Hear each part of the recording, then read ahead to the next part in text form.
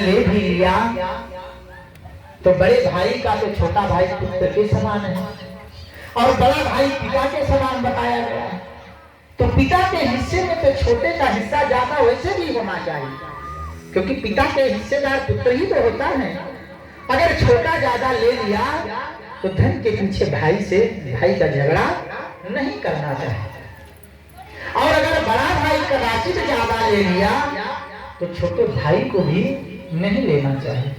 इतना मन में इतने विकार पैदा नहीं करना चाहिए, क्योंकि बड़ा भाई तो पिता के समान है और पिता को तो ज्यादा हक होता ही है। इसलिए आपस में सामंजस्य बना करके और सुंदर जीवन का यापन करना चाहिए, क्योंकि ये जीवन बड़े दुर्लभ रूप से मिला है, पुण्य से प्राप्त होता है। इसलिए मेरा कहने का भाव है यहाँ पर कि अगर भाई में छोटी छोटी बातों को, छोटा छोटा धन संपदा के लिए अगर ऐसी कोई बात होती है तो इतना ईर्ष्या देश नहीं करना चाहिए। जीव के साथ में केवल उसका किया हुआ धन ही साथ में उसका दान और पुण्य ही जाता है। आप लोग भी ज्यादा से ज्यादा प्रयास करें, अपने जीवन की कमाई का 10वां अंश भगवान के प्रति खर्च करिए। कामाद्य साध्यात्मेहात् यथा भक्ते सये मनः आवेश से तदयम हित्वा बहवा 10 विदाम भजे। सुंदर सुखदेव जी महाराज राजा परीक्षित से कहते हैं, राजन मैं आपको एक कथा सुनाता हूं। बोले क्या? बोले एक गजेंद्र नाम के राजा थे, और वो गजेंद्र नाम के जो राजा थे उनकी 100 पत्नियां थी, 1000 बच्चे थे। जब वो रास्ते से निकलते थे तो गांव के लोग उनके पीछे पीछे चलते थे कि राजा जा रहे हैं। लेकिन एक समय अपने बच्चों को, अपनी पत्नी को लेकर के वो गजराज सरोवर पर स्नान करने के लिए जा रहे थे।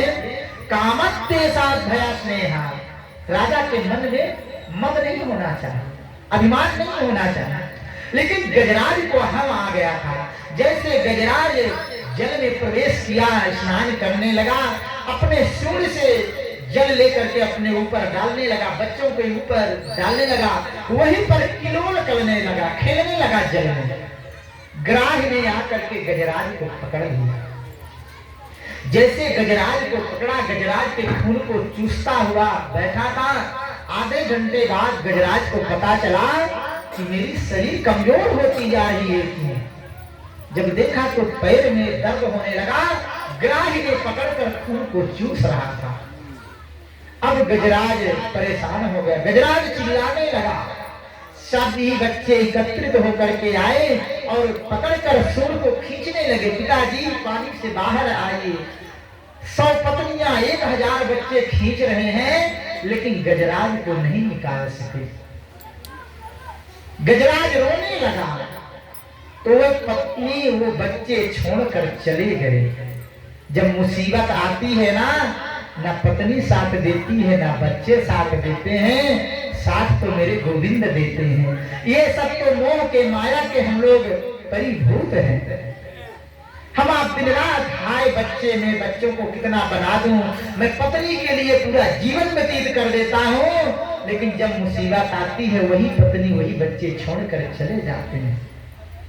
आज गजराज मुसीबत में फंसा है, 1000 बच्चे हैं, लेकिन छोड़कर चल दिए। अरे पिताजी आप निकल नहीं रहे, मैं जा रहा हूँ घर। बच्चे छोड़कर चले गए। पत्नियां 2 घंटे तक वो भी खींचती रही, जब नहीं निकले गजराज, वो भी छोड़कर चले गए। गजराज रोते हुए चिल्लाता है, अरे देवियों मुझे छोड़कर क्यों जाती हो? आज मैं मुसीबत में फंसा हूँ, कम से कम मेरी नजर के सामने तो रहो। पत्नियां कहती है, अरे जाओ, मैं भूख में मर रही हूँ, मैं घर जा रही हूँ। गजराज समझ गया, द्रव्याणि उपचितस्य गोष्ठे नारी गृहे दारिजनः श्मशाने देहि चितायां परमार्थ लोके धर्मानुगो गच्छत जीवे। कहा आज मैं ये पूरा जीवन इन्हीं बच्चों के पालने पोसने में, पत्नी के पीछे पूरा जीवन समाप्त कर लिया। आज मुसीबत में फंसा हूं तो यही पत्नियां, यही बच्चे छोड़कर चले गए। अब गजराज रोने लगा, उसका अंत समय आ गया। तब गजराज किसी को नहीं पुकारा, गजराज भगवान को पुकारा, प्रभु मुझे बचा लीजिए, मेरे से गलती हो गई है। तो नारायण जी तैयार हुए कि मेरा भक्त गजराज मुझे पुकार रहा है। 32 श्लोकों में गजेंद्र मोक्ष का पाठ है। अगर किसी को कोई विजय की प्राप्ति करवानी हो, वो गजेंद्र मोक्ष का पाठ अपने घर में करवाए। 32 श्लोक का पाठ होता है, कम से कम 5 दिन का ये अनुष्ठान होता है। आपको जो मांगेंगे वो आपको मिलेगा।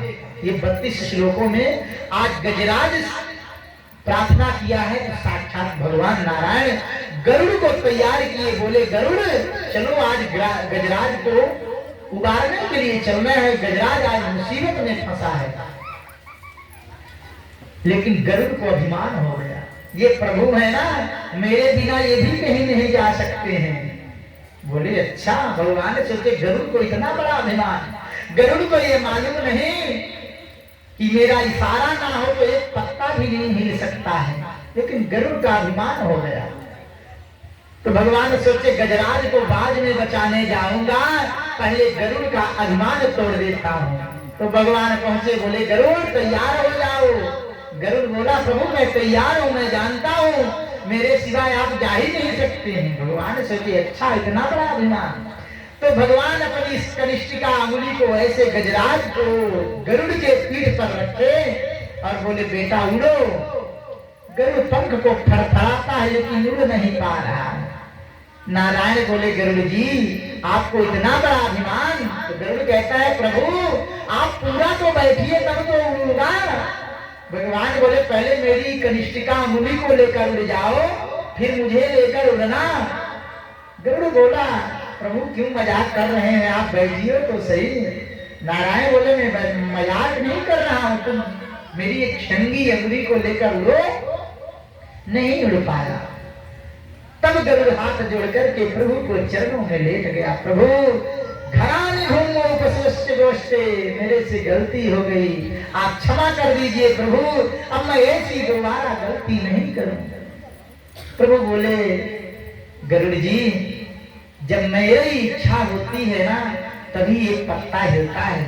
ये जीव है ना, सुनो भरत भाभी प्रबल बिलख कहियो मुनिनाथ, हाँ नीलाध जीवन मरण जस जस विधि। हाँ मैं निमित्त किसी और को बनाता हूँ, करता मैं ही हूँ, लेकिन मैं डायरेक्ट अपने ऊपर नहीं लेता हूँ। लोग कहेंगे भगवान बहुत गलत करते हैं, इसलिए मैं बहाना बनाकर निमित्त किसी को बना देता हूँ, लेकिन होता सब कुछ मेरी ही कृपा से होता है। गरुड़ जी ये तुम मुझे लेकर के उड़ते हो तो मेरी कृपा से उड़ते हो, तुम्हारे में ये क्षमता नहीं है कि मुझे लेकर उड़ जाओगे। तब गरुड़ क्षमा मांगा, भगवान से प्रार्थना किया प्रभु मेरे से गलती हो गई। प्रभु गरुड़ पर विराजमान होकर गजराज को उबारने के लिए पहुंचे। जैसे गजराज के पास पहुंचते हैं, गजराज देख करके मेरे प्रभु को हाथ जोड़कर प्रणाम करके बोलता है प्रभु आपने बहुत बड़ी कृपा की है, क्योंकि अगर आप कृपा ना करते तो मैं यहाँ पर फंसा रहता। और सुंदर भगवान गरुड़ जी को बाहर खड़े कर दिए और गजराज का सूंड पकड़ करके बाहर निकाले।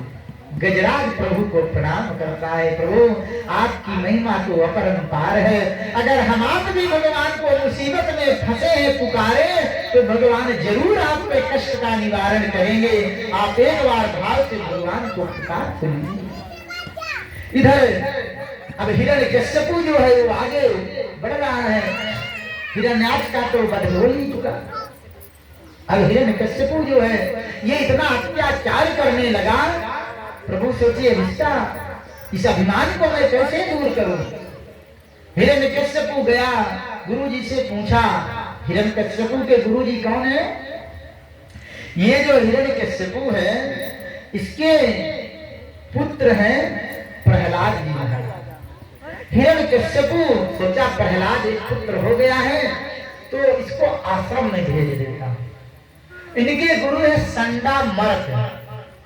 आप लोगों से कोई पूछे, मुझे यहाँ के लोग बड़े अच्छे लगते हैं, कथा बड़े भाव से सुनते हैं, ये मैंने देखा और मुझे भी सुनाने में बड़ी खुशी लगती है। परसों में एक बात बताया था, व्यास जी के पत्नी का क्या नाम है? कितने लोग कथा सुनने आए थे परसों? व्यास जी के पत्नी का क्या नाम है? देखिए यहाँ के कितने अच्छे लोग हैं, कितने भाव से कथा सुनते हैं। मैं परसों 6 बार बताया हूं, लेकिन कितने अच्छे लोग हैं, सबको भूल गया। बड़े अच्छे लोग हैं। व्यास जी के पत्नी का नाम था बिटिका। मेरा बार बार एक ही आप लोगों से अनुरोध है, आप लोग कथा बड़े भाव से सुनिए और उस कथा को बाद में गुनगुनाया करें। जब कथा विश्राम होती है ना, याद थोड़ा सा तो आप करिए, क्योंकि मैं ये चाहता हूं कि आपका जीवन भी परिवर्तन हो जाए, आपका जीवन भगवतमय हो जाए, आप सभी को भगवान की कृपा प्राप्त हो जाए। लेकिन कृपा कैसे प्राप्त होगी? जब आप लोग ऐसे ही कथा को भूल जाएंगे, है ना? ऐसे ही होगी। मैं ये नहीं कहता पूरी कथा याद रखिए, पर कुछ तो रखिए। प्रहलाद जी के गुरु जी हैं संडा मर्क। कौन है? हाँ, ये याद रखिएगा, क्योंकि कभी कभी बच्चों के प्रश्न उत्तर में भी ये आ जाते हैं। कई जगह ये प्रश्न आते हैं कि प्रहलाद जी के गुरु जी का नाम बताइए। तो ये आप लोग जान लीजिए, कम से कम आप लोगों के यहाँ कथा हो रही है तो थोड़ा सा तो मेरी भी इज्जत का ख्याल रखिए, और आपकी तो इज्जत है ना? तो थोड़ा सा याद रखना चाहिए। ये संडा मर्क जो है गुरु जी, ये प्रहलाद जी को सुंदर शिक्षा दे रहे हैं।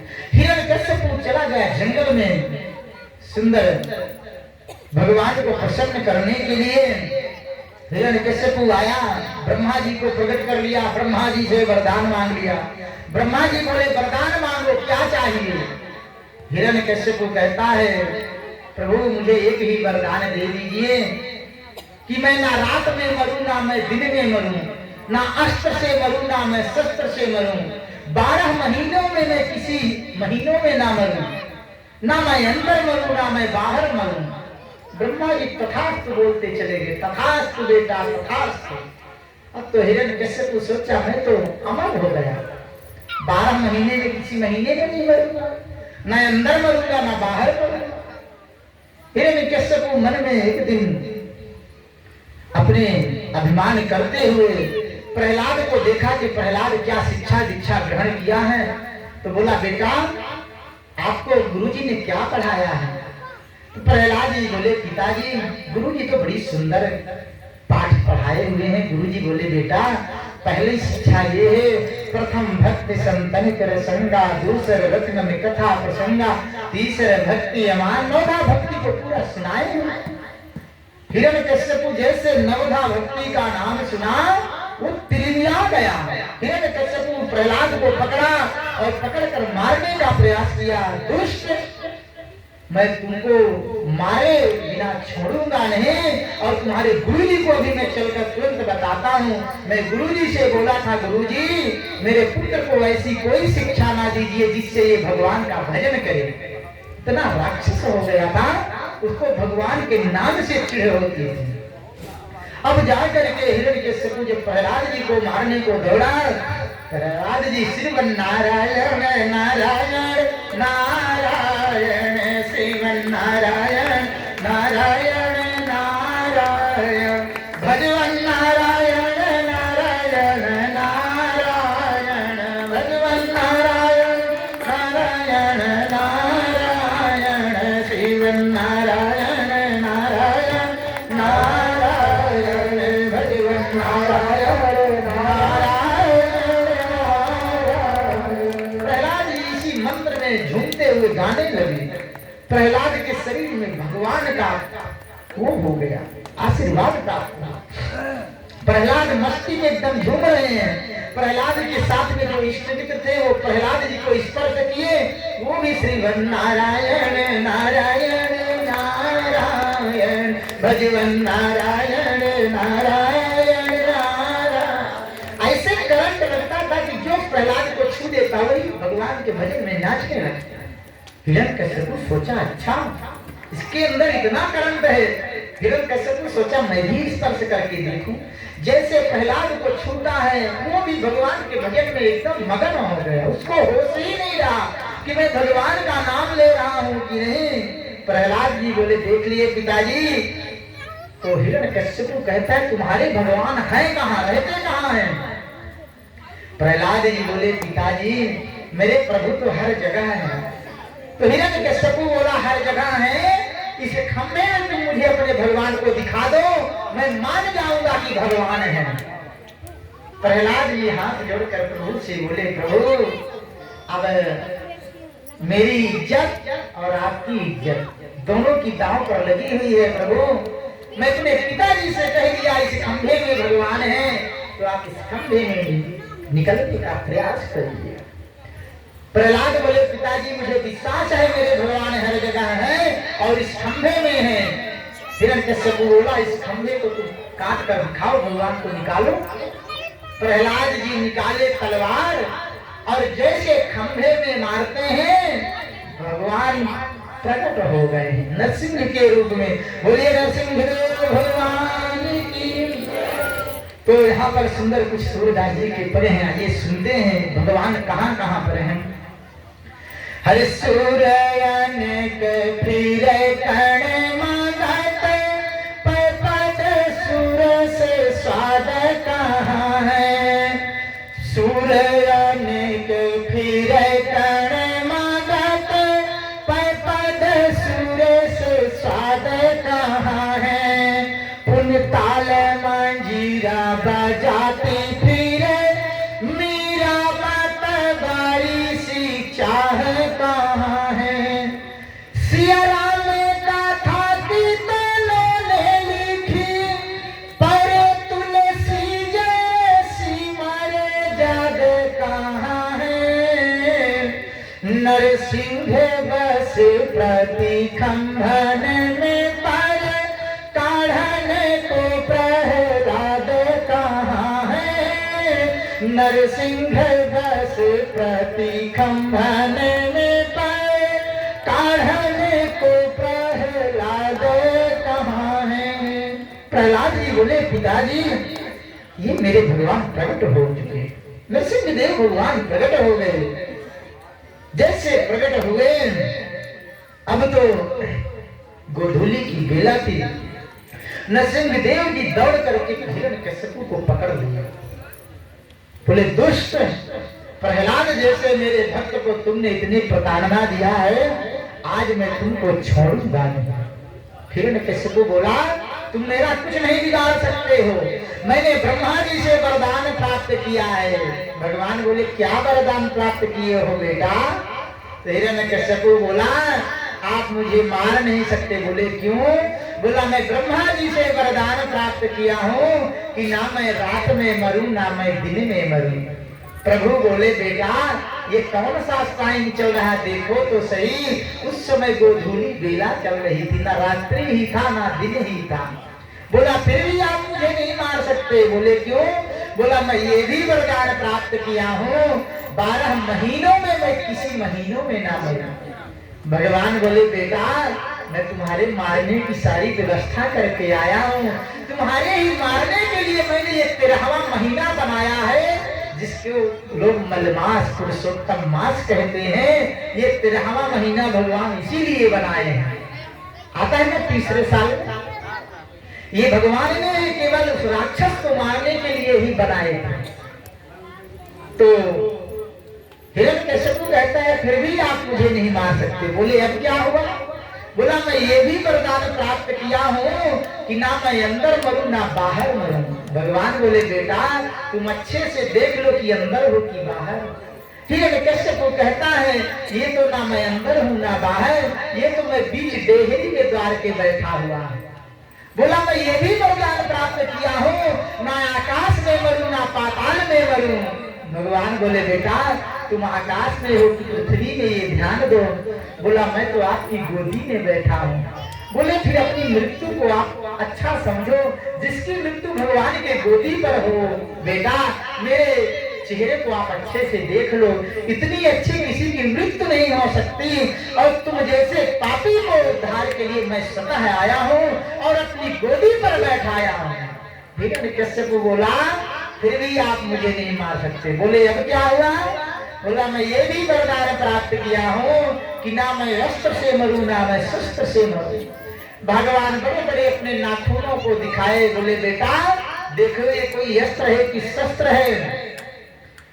तो कहता है प्रभु ना तो ये अस्त्र है ना शस्त्र है, ये तो आपके नाखून है। बोले फिर अब मारो। कहता है नहीं नहीं आप मुझे मार नहीं सकते। बोले क्यों? बोला मैं ये भी वरदान प्राप्त किया हूँ कि ना किसी मनुष्य से मरूं ना किसी पशु से मरूं। तो भगवान बोले बेटा तुम देखो मैं कोई मनुष्य हूँ कि कोई पशु हूँ। नरसिंह देव भगवान का स्वरूप आधा शेर का है आधा मनुष्य का। तो ये कैसे तू कहता है प्रभु ये तो आपका मनुष्य में ही दिख रहे हैं ना पशु में ही दिख रहे हैं। बोले फिर बेटा तुम अब मेरा नाम का सुमिरन करो, अब तुम्हें कोई बचाने वाला यहाँ नहीं आ सकता है। तो सुंदर पकाने का प्रयास करता है। मेरे प्रभु जी अपने हुंकार को भरते हुए क्रोध में आकर हिरण्यकश्यप के पेट में अपने नाखूनों से ऐसे करके 2 भाग हिरण्यकश्यप के कर दिए। हिरण्यकश्यप का उद्धार हो गया। बोले नरसिंहदेव भगवान की। लेकिन नरसिंहदेव जी अभी इतना क्रोध में है, इनका क्रोध ही नहीं शांत हो रहा। प्रहलादं प्रेषयामास ब्रह्माभिष्टितवन्तिके तात प्रसमयोपेहि सपित्रो कुपितं प्रभु। अभी प्रभु का इतना क्रोध है कि प्रभु कांप रहे हैं। तो देवता लोग आश्चर्यचकित हो गए, ये तो प्रलय हो जाएगा, प्रभु इतना क्रोध में है। देवताओं ने जाकर प्रार्थना किया तो देवताओं ने कहा एक काम करिए लक्ष्मी जी को बुला दीजिए। कहते हैं ना अगर पति कितना भी क्रोध में हो लेकिन अगर पत्नी सामने आ जाए तो पति का आधा गुस्सा तो देखकर ही भाग जाता। भैया इनसे मत उलझना। तो देवताओं ने कहा भैया लक्ष्मी जी को बुला दीजिए, वो आ जाएंगे तो प्रभु का क्रोध शांत हो जाएगा। वहां से लक्ष्मी जी को बुलाया गया, वैकुंठ से लक्ष्मी जी आई। तो इसमें लिखा है साक्षात् प्रेषिता देवी दृष्टता तन्मह्यद्भुतम् अधिष्ठा सुत पूर्वत्वा सानोपेयास संकिता। लक्ष्मी जी वहां से आई, लेकिन जैसे प्रभु के सामने जाती हैं तो लक्ष्मी जी भी ऐसा स्वरूप आज तक प्रभु का देखी ही नहीं है। आधा शरीर मनुष्य का आधा शरीर शेर का। लक्ष्मी जी तो डर के मारे इतना तेजी से भागी वैकुंठ को कि उनका पटका कहीं और गया, उनके कुंडल कहीं और गए। लक्ष्मी जी तो डर गई, हे भगवान ये मेरे पति स्वरूप में तो मैं कभी देखी ही नहीं। अब लक्ष्मी जी परेशान, देवता लोग परेशान हो गए। तो भागवत जी में लिखा है प्रहलादं प्रेषयामास ब्रह्मा वर्ष्टितमन्तिके तात प्रसमयोपेहि स्वपित्रे कुपितं प्रभु। देवता लोग बोले काम करिए, भगवान को भक्त ज्यादा प्रिय है और ये प्रहलाद भक्त यदि हाथ जोड़कर प्रभु के सामने चला जाए तो भगवान का क्रोध शांत हो जाए। देवता लोग आए प्रहलाद को लेकर प्रभु के सामने गए। प्रहलाद जी हाथ जोड़कर कहते हैं क्वाहम रजः प्रभवैसा तमोधिके स्मितः सुरतेला कुले क्वाता तन्माया नामयो प्रभु। हे प्रभु मैं आपका भक्त प्रहलाद हूँ। जैसे प्रहलाद जितना नाम बताए मेरे प्रभु खुशी से खड़े हो गए, आकर बोले हो प्रहलाद मेरा भक्त। प्रहलाद जी को मेरे प्रभु गोदी में लेकर अपने गले से लगा लिया। प्रहलाद से बोले बेटा मांगो क्या चाहिए। प्रहलाद जी कहते हैं प्रभु आपका दर्शन हो गया और मेरे पिताजी को विश्वास हो गया, इसीलिए कहा जाता है भगवान पर विश्वास होना चाहिए। ये जो यज्ञशाला में मंडप गड़े हैं ये कोई साधारण मंडप नहीं है। एक एक मंडप में एक एक भगवान का निवास होता है। नरसिंह बसे प्रतिखंभन पे पर काल्हन को प्रहलाद कहा। आज भी भगवान नरसिंह रूप में खंभों पर निवास करते हैं, लेकिन उनको निकालने के लिए प्रहलाद जैसे भक्त नहीं है, इसलिए भगवान दिखाई नहीं देते हैं। कर से कर्म करहु विज्ञाना मन राखो जहाँ कृपा निधाना आप प्रत्येक कर्म में गोविंद का नाम लो। आप झाड़ू भी घर में माताएं लगाती हैं, घर में आप झाड़ू लगाती रहें, लेकिन मन से अपने तो गोविंद का नाम रटती रहें। आप देखिए उस घर में बरकत होने लग जाएगी। और 14 लोगों से सावधान रहना चाहिए, ये भी कहा गया। कभी कभी लोग दोस्ती बहुत जल्दी कर लेते हैं, लेकिन इन 14 लोगों से हमेशा सावधान होना चाहिए। कौन कौन से? इसमें लिखा है, अरे ढोंगी संत क्रोधी ससुर और लोभी भूप विरोधी भाई और पूत कपूत लड़ाकू पड़ोसी नीचे को संग स्वतंत्र लुगाई मित्र सदा कपटी सठ सेवक दीन सहायक चोर गवाई और रोगी वेद वियोगी वाचक ये ब्रिजराज सदा दुखदाई। कौन कौन से? ढोंगी संत। आजकल बहुरूपिया संत बहुत घूमते हैं, इनसे हमेशा बचना चाहिए। उनके चक्कर में फंस जाएंगे तो आप बर्बाद हो जाएंगे। ढोंगी संत और क्रोधी ससुर। अगर क्रोधी ससुर मिल गया तो भी दामाद का गड़बड़ हो जाता है। 9 ग्रह तो आप सभी जानते हैं। 10वां ग्रह दामाद जाता, ये 10वां ग्रह दामाद होता है ससुर के लिए। अगर दामाद ज्यादा दिन ससुराल में टिक जाएगा तो ससुर को श्रीहीन लक्ष्मीहीन बना देगा। इसलिए दामाद को ज्यादा दिन तक ससुर के घर में नहीं रुकना चाहिए, ये नियम है। दामादा तो 10वां ग्रह, ये 10वां ग्रह ऐसा है ससुर के लिए कि दामाद रुक जाएगा तो रोज पैर छूना पड़ेगा, रोज दक्षिणा देना पड़ेगा। तो ससुर बेचारा कब तक दक्षिणा देगा, कब तक विदाई देगा? 10वां ग्रह, ये 10वां ग्रह से हटने वाला नहीं है। इसलिए दामाद को ज्यादा दिन तक घर में नहीं रखना चाहिए। उसको हो सके तो जितना जल्दी पकवान बना के खिला पिला के और दूसरे दिन विदा कर देना चाहिए। ज्यादा दिन रुकना ठीक नहीं है। लोभी भूप विरोधी भाई। भूप किसको कहता है? राजा को। राजा को लोभी नहीं होना चाहिए। विरोधी भाई, अगर भाई जो विरोध करता है उससे दूरी बना लेना चाहिए। और पूत कपूत लड़ाकू पड़ोसी। अगर पूत कपूत है उसको आप छोड़ के कहीं पर चले जाना चाहिए। लड़ाकू पड़ोसी, अगर पड़ोसी ठीक नहीं है, बात बात में छोटी छोटी बातों में झगड़ा करता है, वहां से चले जाना चाहिए। नीचे को संग स्वतंत्र लुगाई। लुगाई किसको कहा गया? पत्नी। अगर पत्नी जो स्वतंत्र है, पति के कहने पर नहीं चलती है, माता पिता के कहने पर जो स्त्री नहीं चलती है, उसका परित्याग कर देना चाहिए। मित्र सदा कपटी सठ सेवक। अगर मित्र कपटी है उससे दूरी बना लो। सठ सेवक, अगर सेवक हमारा कामचोर है और मालिक के साथ गड़बड़ करता है, उसको छोड़ देना चाहिए। दीन सहायक चोर जवाई। अगर दामाद चोर हो उससे भी दूरी बना लेना चाहिए, उससे भी रिश्ता नहीं रखना चाहिए। और रोगी वैद्य वियोगी वाचक। अगर डॉक्टर सुता है रोगी है तो उससे दवा भी नहीं करवाना चाहिए। वियोगी वाचक, अगर जो कथावाचक लोग होते हैं वो ज्यादा ढोंग ढाफला करे, उनसे कथा नहीं सुनना चाहिए। ये ब्रिजराज सदा दुखदाई। 14 लोग दुख का कारण होते हैं, इसलिए इन 14 लोगों से हमेशा सावधान होना चाहिए। इस संसार में कोई किसी का नहीं होता, कोई ना कोई अपने स्वार्थ के बस में लोग ऐसा करते हैं। लेकिन हर परिस्थिति में हमको भगवान का ही भजन करना चाहिए, क्योंकि भगवान के सिवा मेरा कोई नहीं है। दुख में सुमिरन सब करे, सुख में करे न कोई। जो सुख में सुमिरन करे, दुख काहू को हो।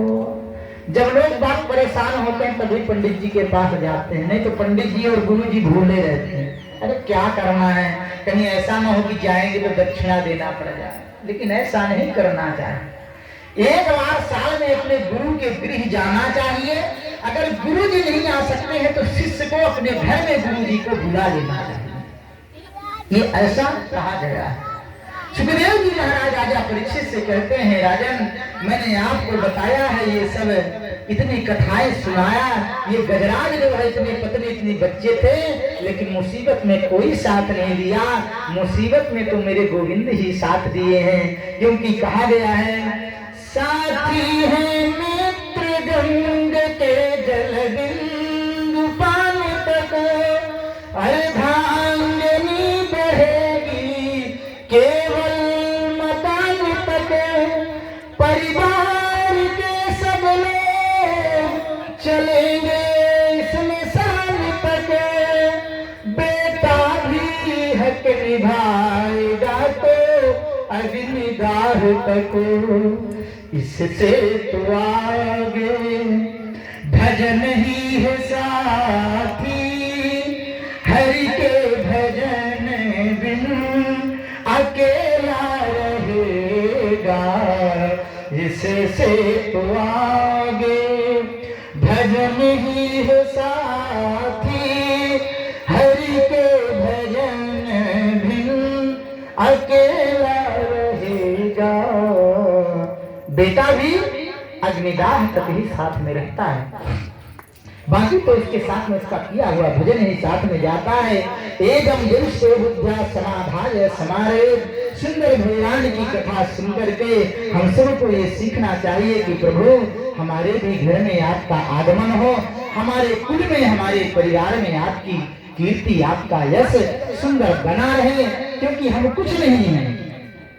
ये सुंदर परीक्षित जी को कथा सुनाए, प्रभु के चरणों में चढ़े हुए भूल कर भी कभी भी जो पत्र पुष्प चाहते हैं वो पैरों पर नहीं लगाना चाहिए। कई बार मैं देखता हूँ लोग फूल पान पत्ता चाह देंगे, फिर वो घर में ऐसे पड़े रहते हैं, उसको कचरते रहते हैं, ये दोष होता है। इसकी कथा सुखदेव जी महाराज राजा परीक्षित को सुनाते हैं। वासुदेव भगवती भक्ति योग प्रयोजिता जनयत्यास वैराग्यम ज्ञानम यद ब्रह्म दर्शनम। उस पत्र पुष्प में भगवान का दर्शन होता है। दुर्वासा जी महाराज एक बार भगवान के धाम में गए और भगवान ने अपनी प्रसादी माला उतार करके दुर्वासा जी को दी, और दुर्वासा जी उस माला को लेकर के आए। दुर्वासा जी उस माला को इंद्र को दे दी। अब इंद्र उस माला को एक दिन क्या किया, उतार करके रख दिया, और भूलवश या ज्ञानवश उसने उस माला पर पैर रख दिया। इंद्र की वो दशा हुई है, इंद्र की गति चली हुई। भगवान ने, ये कथा आती है, अष्टम स्कंद की कथा प्रारंभ हो रही है। भगवान समुद्र मंथन किए हैं, भगवान बासुकी नाम के सर्प को रस्सी बनाए हैं, रई नाम की मथानी बनाकर आज देवता और दानव मिलकर के समुद्र मंथन कर रहे हैं।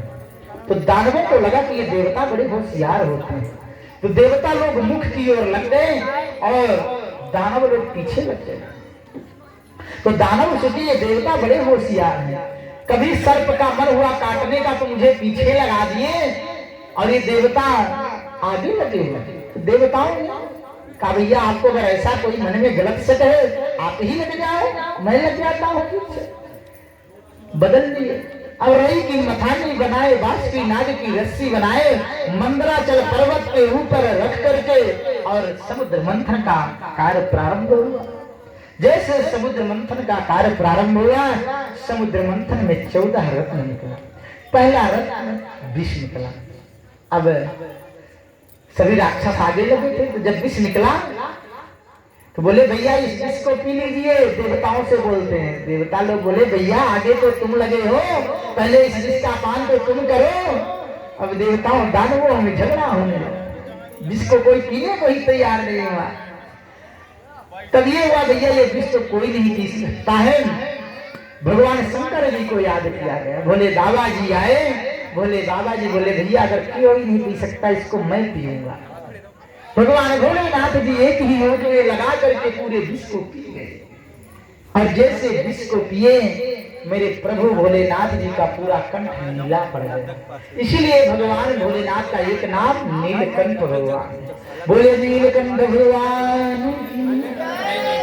सुंदर पुनः मंथन प्रारंभ हुआ, उससे अमृत कलश निकला।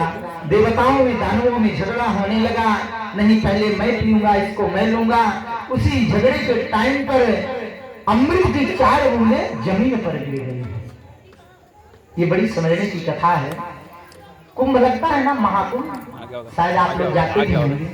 ये कुंभ किस लिए लगता है? इसीलिए यही जो मंथन के टाइम पर 4 बूंद अमृत के जमीन पर गिरे थे, वो 4 जगह पड़े थे। पहला बूंद जो गिरा था वो प्रयागराज में गिरा था, ये कुंभ प्रयागराज से ही प्रारंभ हुआ। फिर दूसरा उज्जैन में क्षिप्रा नदी के किनारे गिरा। फिर तीसरा गिरा था गोदावरी पंचवटी, आप जानते हैं, वो नासिक में पड़ता है, वहां पर गिरा। और चौथा जो है वो हरिद्वार में गिरा। चारों दिशाओं में 4 बूंदे गिरी थी। इन्हीं 4 जगहों पर 12-12 साल में महाकुंभ लगता है। अगर कोई आपसे पूछे ये कुंभ क्यों लगता है, इसका विशेष प्रयोजन क्यों होता है, इसका अर्थ यही होता है। इसीलिए आप देखते होंगे शाही स्नान, विशेष स्नान, ये मुहूर्त निकलते हैं ना, इसीलिए निकलते हैं क्योंकि उस दिन की उस तिथि का एक भी अंश नक्षत्र जब मिलता है तो साधु सन्यासियों का विशेष स्नान होता है। वो अमृत रूप उस दिन जल रहता है, इसलिए उनके विशेष मुहूर्त में इनका स्नान होता है। क्वाचात्मा प्रकृते परः कस्य के पतिपुत्राद्या मोह एव हि कारणम्। कौन किसका पुत्र है, कौन किसकी माता है, कौन किसका पिता है, ये सब मोह के हैं। भगवान कश्यप जी महाराज ने देखा एक बड़ा उनके पर कष्ट आ गया। ये देवताओं की जो माता है ये है अदिति। एक दिन शुक्राचार्य जी की ऐसी कृपा हुई, वही प्रसादी माला दिए थे इंद्र को, और इंद्र को आदेश दिए जाओ तुम स्वर्ग पर चढ़ाई कर दो। इंद्र ने स्वर्ग पर विजय प्राप्त कर लिया। यज्ञ से यज्ञ पुरुषाच्युत तीर्थ पादातिथि श्रवण मंगल नाम धेया भगवान नाथ दीन आथयः। कहते हैं जब गुरु की कृपा होती है तो कोई काम बनने में देरी नहीं लगती। ये जो दैत्यों के गुरु हैं शुक्राचार्य हैं, और देवताओं के गुरु बृहस्पति देव हैं, और देवताओं की माता अदिति माता है। एक दिन कश्यप जी महाराज के पास अदिति माता रोती हुई बैठी थी। बोली स्वामी जी क्या बताऊं, मेरे पुत्रों पर बड़ी समस्या आ गई। बोले क्या हुआ? बोले एक दिन ये राजा बलि शुक्राचार्य जी के आदेश पर मेरे देवता इंद्रों पर चढ़ाई कर दिया और उनसे 3 लोक का सम्राट छीन लिया है। मेरे सभी पुत्र परेशान हैं। मैं भगवान से ये कामना करती हूँ कि मेरे घर में भी कोई इतना शक्तिशाली पुत्र भगवान बन करके आए जो इस त्रिलोकी के सम्राट को छीनकर मेरे पुत्रों को अर्पित कर दे। कश्यप जी महाराज समझाते हैं देवी कोई किसी का पुत्र नहीं होता, तुम इस चक्कर में मत पड़ो। अदिति माता रोने लगी। आपन्ना लेक ब्रिजनो कहती है प्रभु आप ऐसा मत बोलिए, आप आशीर्वाद ऐसी मेरी कामना है तो आप ये कामना को पूर्ण करवाइए।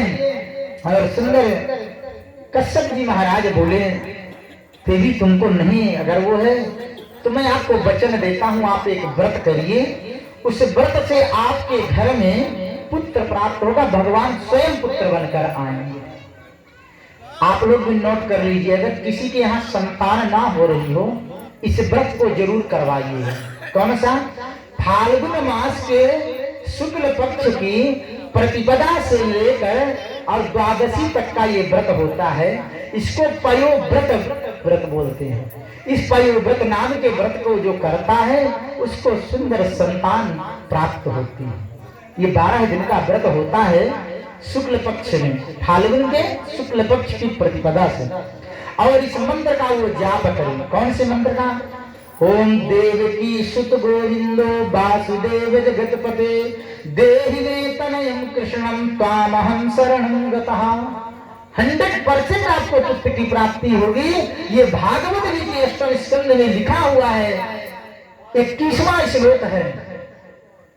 आप भगवान का सुंदर शुद्धता पवित्रता से याद करिए। अगर हो सके तो किसी ब्राह्मण पंडित जी को बुला करके इस मंत्र का जाप करवा दीजिए, आपको 100% पुत्र की प्राप्ति होगी। इसमें कोई बनावटी, कोई शक, कोई भी दुविधा की बात नहीं है। ये कश्यप जी महाराज अदिति माता को बता रहे हैं। अदिति माता इस पयोव्रत नाम के व्रत को करती हैं। उनके घर में सुंदर आज भगवान अवतरित होकर के आ रहे हैं। अभी हम लोगों के सामने वामन भगवान की सुंदर झांकी आ रही है। आज कितना सुंदर टाइम है, कितना सुंदर समय है। हमारे मुख्य श्रोता परीक्षित के स्वरूप जो बैठे हैं, आज इनके प्रपौत्र का जन्मदिन भी है और आज वामन भगवान का भी अवतरण दिवस है। इनके प्रपौत्र को बहुत बहुत बधाई हो जन्म दिवस की। भगवान इनके जीवन में हमेशा सुख संपदा देते रहे। आज सुंदर भादों का महीना आया और भादों के महीने में सुंदर बलि महाराज से तीनों लोगों की संपदा लेने के लिए भगवान वामन बन करके आ रहे हैं। क्योंकि सुखदेव महाराज राजा परीक्षित से कहते हैं, जो भादों का महीना है ना, ये बड़ा सुंदर है। सुंदर मनमोहक वामन भगवान की छवि है। लिखा है कि यज्ञा पुरुषा तीर्था श्रवणा नाम मंगलम श्रोषया श्रवणम दाता मुहूर्तो भीजतो प्रभु। सुंदर भगवान की 4 अंगुल की कमर है। 52 अंगुल से बौने से वामन भगवान बन करके सुंदर भगवान आज आ रहे हैं। माता अदिति के सभी कष्टों का निवारण करने के लिए आइए हम लोग भी सुंदर भगवान के भजन का रसपान करते हैं और श्री सेवा आरती का दर्शन करके और हम लोग सभी लोग प्रसाद लेकर के ही सभी लोग आइए हमारे साथ में वामन भगवान की झांकी का दर्शन करेंगे। वामन भगवान का सभी लोग पूजन करेंगे। भगवान सबके घर में इसी प्रकार पुत्र बन करके आए और सबका कल्याण करें, ऐसी ये व्यासपीठ से मेरी भगवान से प्रार्थना है। आप जितने लोग यहाँ पर बैठे हैं या जो लोग नहीं आ पाए हैं, भगवान सबके घर में कल्याण करें। स्वागतम ते नमस्तुभ्यं ब्रह्मन् किं करवामि ते ब्रह्मर्षीणां तपः साक्षात् मन्ये काया वपुर्धरम्। ये वामन भगवान जी आ गए हैं। बोले वामन भगवान की जय। जो भी जजमान जी के घर के सभी लोग हैं, सभी लोग आकर के बारी बारी से वामन भगवान का पूजन करेंगे और जो भी भक्त पूजन करना चाहते हैं बारी बारी से भजन का आनंद लेते हुए भगवान का पूजन करेंगे सभी लोग। और भगवान का पूजन करने से भगवान सबके क्लेश बाधाओं को दूर करते हैं। आप लोगों भी क्लेश बाधाओं को दूर करेंगे। बोले वामन भगवान